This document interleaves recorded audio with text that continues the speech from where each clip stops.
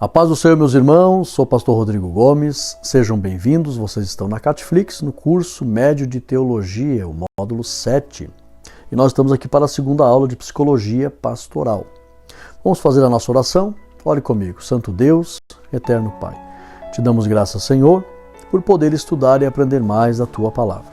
Pedimos a Tua bênção, nos ilumina, para a honra e glória do Teu nome, em nome de Jesus. Amém e amém. Tome posse dessa bênção, vamos lá.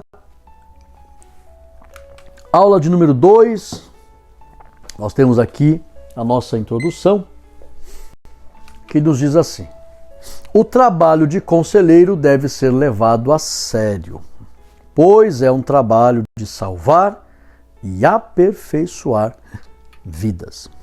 Salvar e aperfeiçoar. Lembra que Jesus falou, ide, pregar o evangelho a toda criatura. Quem crê e for batizado será salvo. Então nós temos que salvar. Mas também, isso Jesus falou em Marcos 16 e 15, né? Mas também lá em Mateus, no final do Evangelho de Mateus, Jesus falou,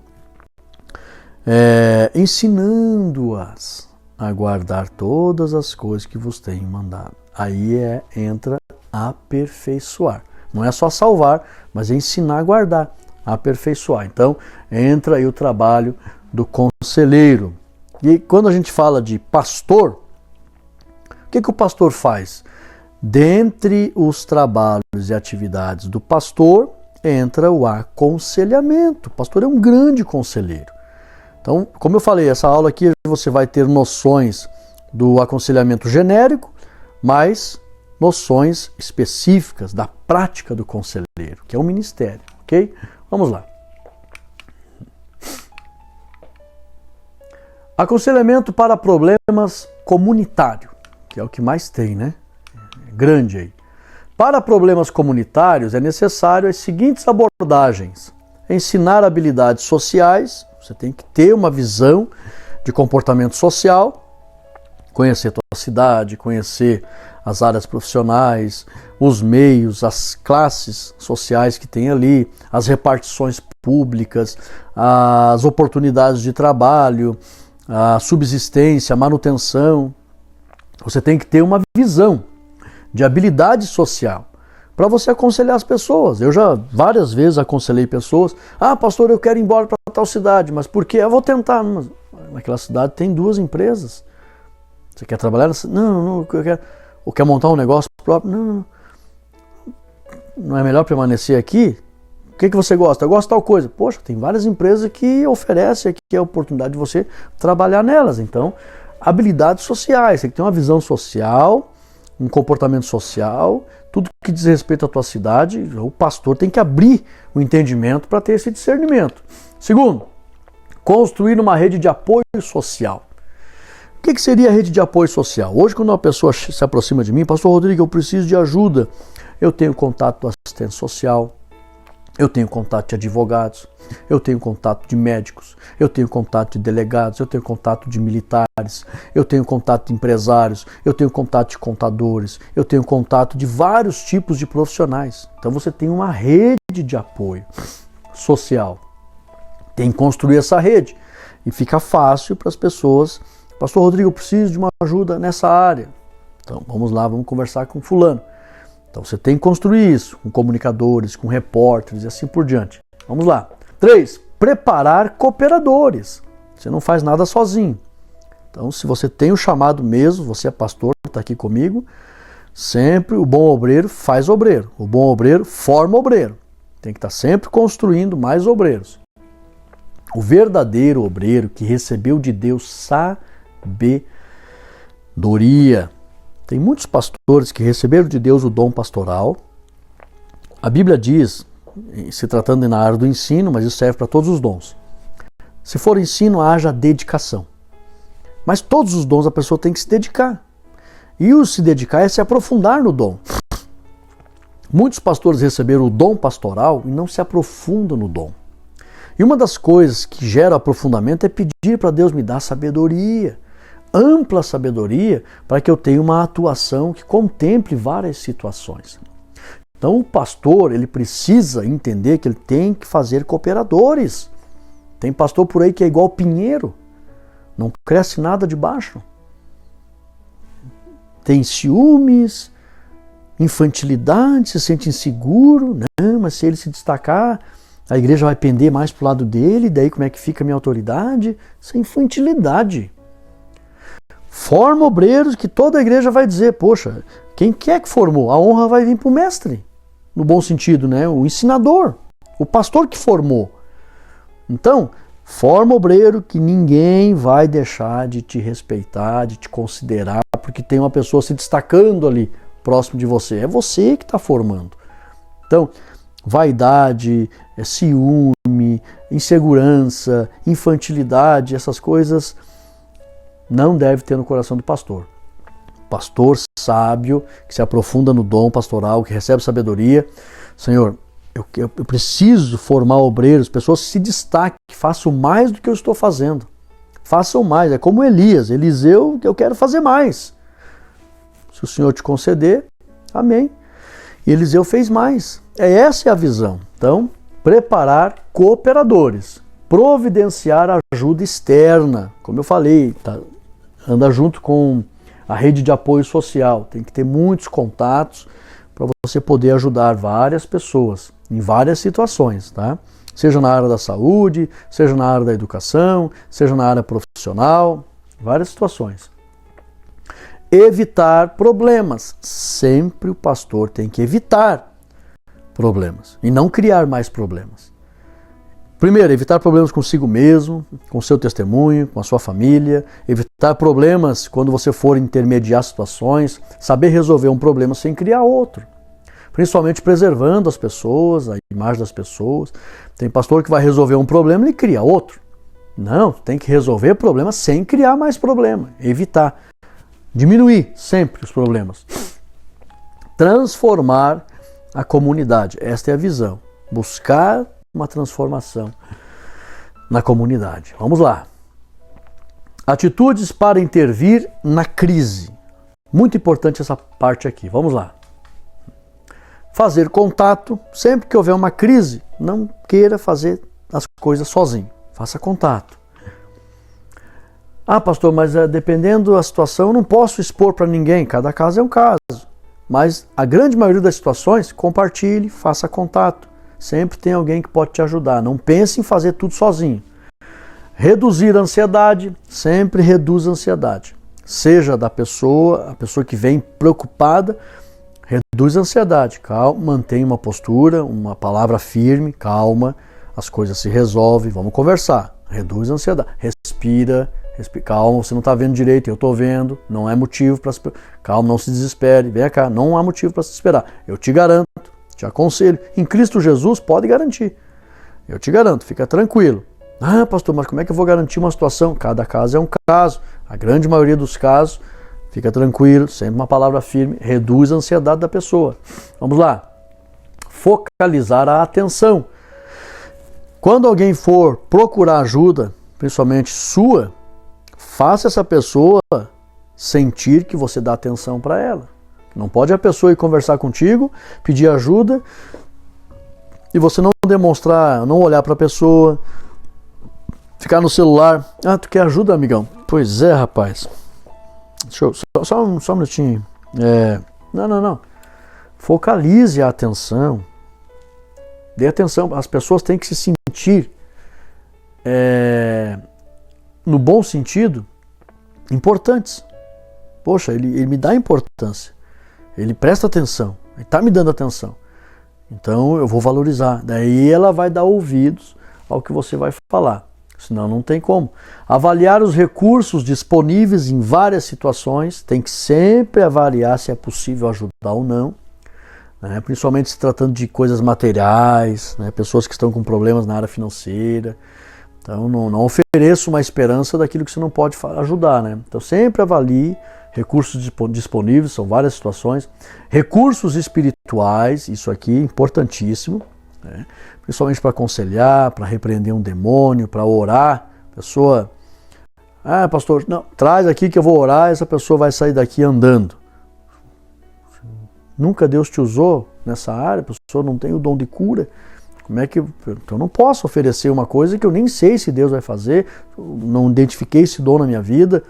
Não que a gente, quando fala em identificar o dom, a gente se exalte com isso, não, porque eu tenho vários dons e eu sou melhor. Não. Mas é possível identificar o dom para saber, não, Deus já me usou nessa área. Com humildade, com temor, eu posso ajudar nessa área, em nome de Jesus. Jesus vai me dar graça. Então a pessoa tem que se conhecer, tem que saber os recursos espirituais que tem. Recursos pessoais, principalmente, para você saber até que ponto você tem condição de ajudar ou não. Então, saiba intervir na crise observando essas situações aqui. Vamos lá? Atitudes para intervir na crise ainda. Tem mais. Recursos interpessoais, para ver se você naquela rede de apoio você tem pessoas que possam te ajudar. Recursos adicionais, se tem condições de fazer algo além daquilo que você está presenciando. Como, por exemplo, eu já vi situações onde a pessoa realmente fugiu da possibilidade de ajudar na cidade, foram buscar ajuda em outra cidade. São recursos adicionais. Sempre, por exemplo, aqui em Lages, o pastor Cláudio precisava ser operado e o pastor ajudou ele a ser operado em Curitiba. Então aconteceram, buscaram esse recurso fora. Então, várias situações. Planejar a intervenção, se alguém precisar de ajuda, planeje. Procure saber o que vai acontecer, quem é a pessoa, o tipo de problema, sempre. Antes, faça um plano prévio de intervenção. Incentivar a ação. Sempre você tem que oferecer para a pessoa que você vai ajudar uma atitude, uma ação. Não pode ela ficar sem fazer nada e não mudar. Dar esperança sempre, nós temos que, a missão é essa. E acompanhamento, muito importante isso aqui. Não pode simplesmente dar um conselho e se vire. Como é que está fulano? Não sei, dei aquele conselho lá e a pessoa que se ajude, né? Caminhe com as próprias pernas. Não, jamais. Acompanhar. O verdadeiro conselheiro, ele acompanha. Como é que tá, meu querido? Pelo menos uma mensagem no WhatsApp, né? Tô orando por ti, viu? Olha, vem na igreja, não te vi no culto. Posso passar lá fazer uma oração na tua casa? Posso visitar o teu comércio? É isso aí. O pastor, ele acompanha. O conselheiro, ele acompanha. Vamos lá? Ética no aconselhamento. Muito importante. Todo o aconselhando fica despido de suas reservas quando procura um conselheiro. As pessoas se abrem, contam segredos, falam da vida. Essa exposição faz com que segredos e particularidades sejam expostos. E aí que o conselheiro tem que tomar muito cuidado para não expor a vida alheia. Não deve expor. Muitas das vezes até para a própria esposa, para os filhos, principalmente para os terceiros, jamais. Vamos lá, letra B. O conselheiro precisa ter o mais alto nível de ética para manter o sigilo e a prudência diante dos conflitos alheios. Eu ouvi a história de um pastor que alguém comentou algo para ele e pediu segredo. Esse pastor não guardou e esse alguém que contou foi lá e matou o pastor. Tem que tomar muito cuidado. E nesse ponto aí a gente tem que ter uma firmeza igual muitos padres têm. O padre, você pode, um camarada que cometeu um assassinato, ele chama o padre lá para confessar, confessa para o padre, delegado, juiz, promotor, não pode chegar para o padre e dizer o que ele contou. Não vou falar. Sabe que é um código de ética que não pode falar. E ninguém vai querer tirar isso dele. Então, os pastores têm que ter a mesma postura. Não falar nada. Se Jesus não vier, leva para o túmulo os segredos das pessoas. Passa para Jesus, né? Transfere, eu sempre faço isso. Senhor, colocando nas tuas mãos, Senhor, ó, tira do meu coração isso aí. E a gente não absorve também o problema dos outros, tá? Passa para Jesus, pronto, resolve o problema. Vamos lá. Essa questão de ficar remoendo o problema dos outros, passa para Jesus. Visto que o aconselhamento geralmente é feito no ambiente da igreja, dá a impressão que o processo não é muito profissional. O que acontece? Muitos vão pedir conselho para o pastor e vão lá na igreja, ao ambiente de igreja. Daí algumas pessoas pensam assim que não levam muito a sério. Mas não é um psicólogo, não é um um psiquiatra, né? Não é um psicanalista clínico, não é alguém, assim, uma autoridade na área da saúde emocional. Não levo muito a sério. As pessoas já chegam com essa imagem. E se chegar com essa imagem e o pastor não estiver preparado, não estiver estruturado, e ele mesmo não dá bons testemunhos, não vai valer de nada o aconselhamento.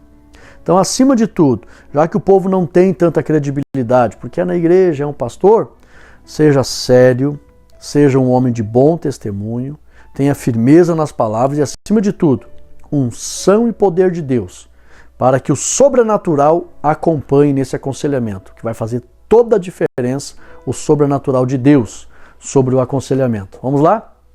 Não levar a sério o trabalho de atender e aconselhar alguém poderá quebrar a relação de confiança criada quando alguém revela seus segredos e particularidades. Então tem que levar muito a sério para não quebrar a confiança. Ok? Vamos lá? Outras questões éticas.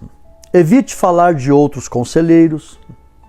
O cuidado com o toque. Não, principalmente se for mulher, não chegar perto, ficar abraçando, beijando, nada disso. Até o cumprimentar na mão tem que tomar muito cuidado. O aconselhamento precisa ser feito em dia, local e horário específico, para não roubar do conselheiro tempo com sua família. Então, o conselheiro tem que ter essa ética também, né? Tem esposa, tem filhos, tem o tempo do descanso, do lazer. Então, vou fazer um aconselhamento dentro de um horário comercial, um dia da semana, para você poder ter equilíbrio com o relacionamento com a família. Construir uma família ideal, você tem que ter um bom relacionamento com a sua família para poder ter dignidade para ensinar. Do contrário, fica difícil aconselhar em algumas áreas, sendo que dentro de casa não dá esse exemplo, né? Tem que tomar muito cuidado. Educar os filhos na vontade de Deus. É possível, pastor Rodrigo? É o que a Bíblia ensina. Se os pais, com sabedoria de Deus, educar os filhos no temor do Senhor, eles vão crescer e não vão se desviar do caminho. Tem que tomar muito cuidado. Tem que pedir para Deus sabedoria, atenção, acompanhamento e poder fazer com que a família cresça na presença do Senhor.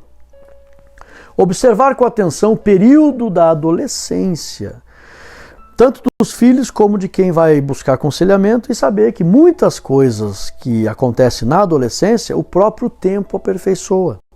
Então não se assustar, sabe? A adolescência é um período de muitas incertezas, muita instabilidade. O próprio tempo ajeita muitas coisas. Então tem que procurar ter conhecimento do que acontece nas faixas etárias, na vida das pessoas.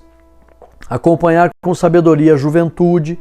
Acompanhar com sabedoria a juventude. A juventude é um período de muitas expectativas, né? É um período onde as pessoas têm grandes expectativas da vida. Estão cheias de vontades, motivadas. Isso pode ser bom, eu sempre costumo dizer, tomar cuidado com o extremo da alegria e também com o extremo da ira. É sempre procurar o equilíbrio, né? E na juventude as pessoas, eu quero sucesso, eu quero a fama, eu quero poder, eu quero... Tomar muito cuidado. É um período, a juventude ela é uma escada muito íngreme e que não tem corrimão. Então tem que saber caminhar pelo tempo da juventude, porque a pessoa pode errar, pode acertar, mas pode errar. Então nós, como conselheiros, temos que conhecer muito bem o que acontece no período da juventude. Planejar a fase adulta, principalmente a fase das realizações, da estabilidade, né? Temos que buscar estabilidade, temos que buscar segurança, temos em Deus, em primeiro lugar, mas temos que buscar estabilidade para alcançar as duas grandes bênçãos que todo ser humano precisa alcançar. Quais as duas grandes bênçãos? Não depender de ninguém e não ficar devendo nada para ninguém. Quem adquire isso é rico. Vamos lá. Trabalhar a fase da meia-idade. Por favor, não podemos esquecer da meia-idade. E também, olha só, administrar a fase da velhice. Nós temos que ter conhecimento da infância e a velhice. Principalmente da meia-idade para frente, até na velhice, ter muito cuidado, porque muda muitas coisas na vida, tem que ter muito cuidado. Nós temos que ter conhecimento para ajudar, e a si próprios também, né? A Bíblia diz que por sua robustez, muitas pessoas chegarão a 80 anos. Sabe o que é a robustez ali no original? Força muscular. As pessoas não cuidam da saúde, não têm horas adequadas de sono, não têm alimentação saudável, não têm atividade física, não condicionam o corpo, e aí querem chegar até os 80 anos. Muitos, se passar dos 60, cheio de dor, então tem que cuidar, tem que ter cuidado, tem que ter essa noção para poder aconselhar e para poder viver bem também. São questões éticas, ok? Vamos lá? E a conclusão dessa primeira aula: todos os seres humanos enfrentam crises e problemas. O conselheiro usado por Deus é capaz de trazer cura e alívio diante de muitos problemas. Na verdade, é a conclusão dessa segunda aula, né? A Bíblia diz que a palavra dada ao seu tempo vale mais do que maçã de ouro servida em salva de prata. Então, olha aqui, é por isso que eu fiz questão de trazer essa salva de prata com 2 maçãs de ouro. Porque a palavra dada ao seu tempo. Então, eu tenho que aprender a viver para poder aprender a ensinar. E aí, com certeza, serei um bom conselheiro. Principalmente aos pastores que me ouvem, nós temos que entender que é um ministério. Tem que ser levado muito a sério. Vamos orar? Santo Deus, eterno Pai, chegamos ao final desta aula abençoada e pedimos, Senhor, nos dê sabedoria, para que possamos receber a estrutura necessária para termos um bom comportamento e também podermos ajudar as pessoas a melhorarem suas vidas e comportamento. Derrame esta unção sobre cada filho teu e que o teu nome seja glorificado. Certos desta bênção, te agradecemos no nome de Jesus. Amém e amém. Tome posse desta bênção e até a próxima aula. Fique na paz.